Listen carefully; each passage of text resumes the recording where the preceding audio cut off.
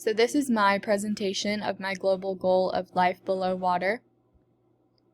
So first I have the first section, and it's for my home page, so you can just learn a little bit about the topic and what it's all about.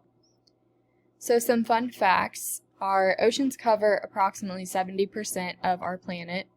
There are over 5 trillion pieces of plastic that are currently floating around in the ocean. And because of that, the animals tend to get stuck in these pieces of plastic and can be harmed or even killed by it. So when plastic ends up in the ocean, turtles and all of the other sea creatures that live in the ocean, they swim around looking for food and often end up finding some pieces of plastic instead.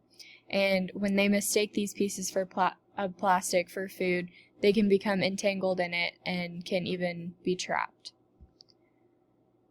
So here's a timeline that I have created, and it basically has some different information of the past several decades and things that have contributed to water pollution and life below water in general.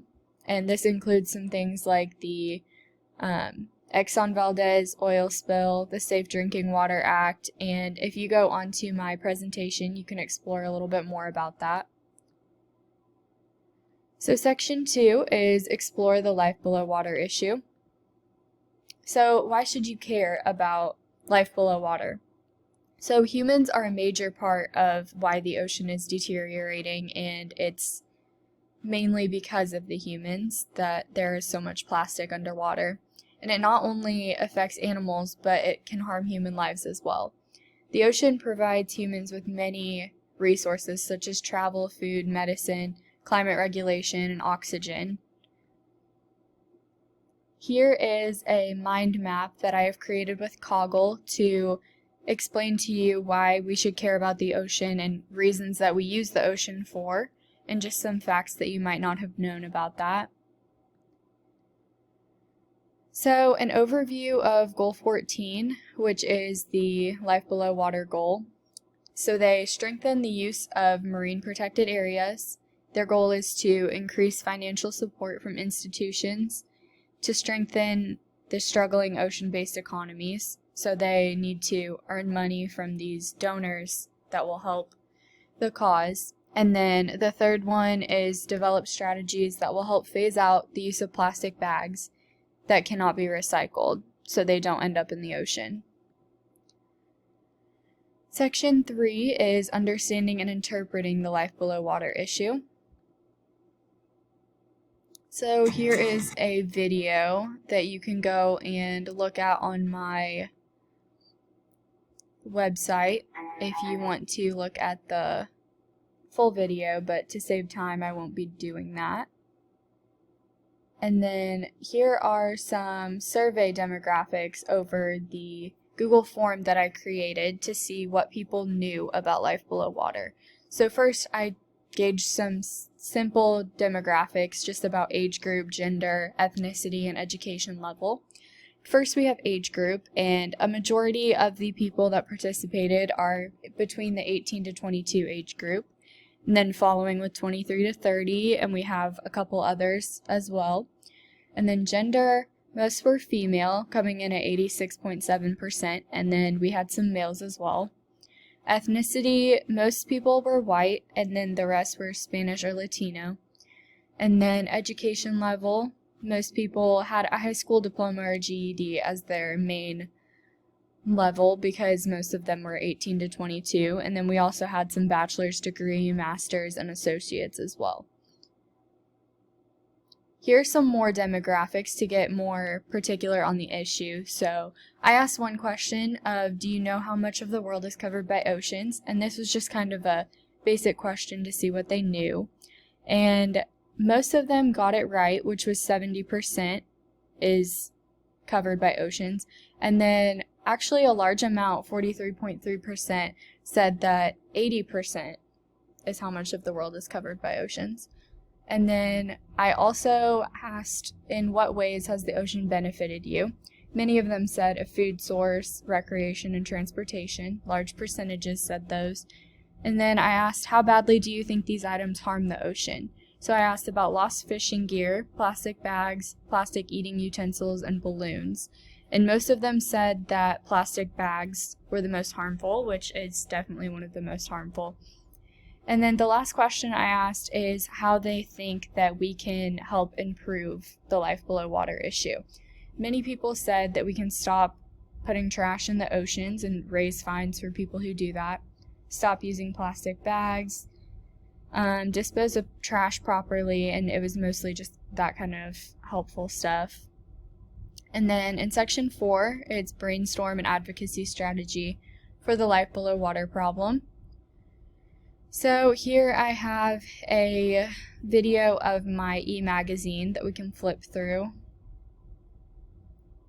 And you can look at that on my presentation on my webpage. And then a few tips on how to get involved are pick up trash along the sidewalk that you might see, pick up trash at the beach. If you go to the beach, there's a lot of trash around there and a lot of glass bottles and everything. So it's beneficial to, if you just like see any of those bottles, to pick them up.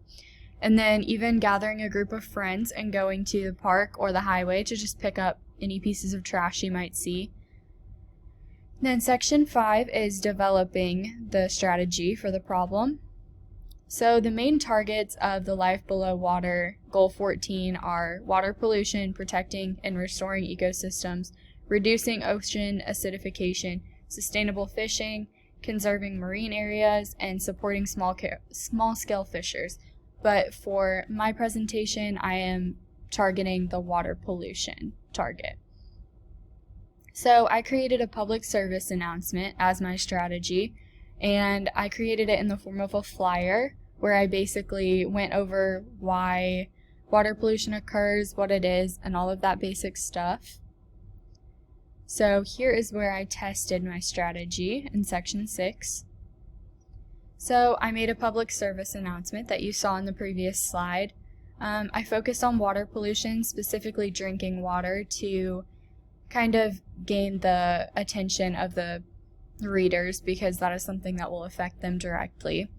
And then I discussed water pollution and why it occurs. I included some real world facts to gain interest and keep the reader's attention. I included a list of a few ways they can help from home, and I hung the flyers around campus and made a Google form to capture reactions. So here is the video that I took of my public service announcement when I was hanging it around campus and different flyers, and I put this video onto the Google form so I could gain reactions. So for my Google Form survey, I wanted to see what the reactions would be from people if they were to see that flyer around campus and just kind of gauge perspective of what people know about water pollution and what they can do to help. So the first question I asked was, does your family recycle at home, or do you feel like you could do a better job? And 50% of them said that we try, but we could do a better job. 42.9% said yes, they recycle, and then 7.1% said no, they don't recycle. So that is a good result because a lot of them do recycle, and the ones that are struggling, they at least try, and hopefully this will help them gain a better insight on how to do that. And then the next one, I asked if I were to hold a public service, like a community service outreach in Bowling Green, how many of them would participate to like pick up trash in the Bowling Green Park. And 78.6% said yes, they would participate, and the rest said possibly. So that is a really good response from that. So I know that if I were to host a cleanup, that most of them would come. And then the last question I asked, what is one thing that the reader learned from this Google form that in the PSA that they did not know before? And they listed off a bunch of facts, and a lot of people learned good information from this. I put key information in there that I wanted them to learn so that they would be able to know these information facts by the end, and a lot of them did learn them. So that is my presentation.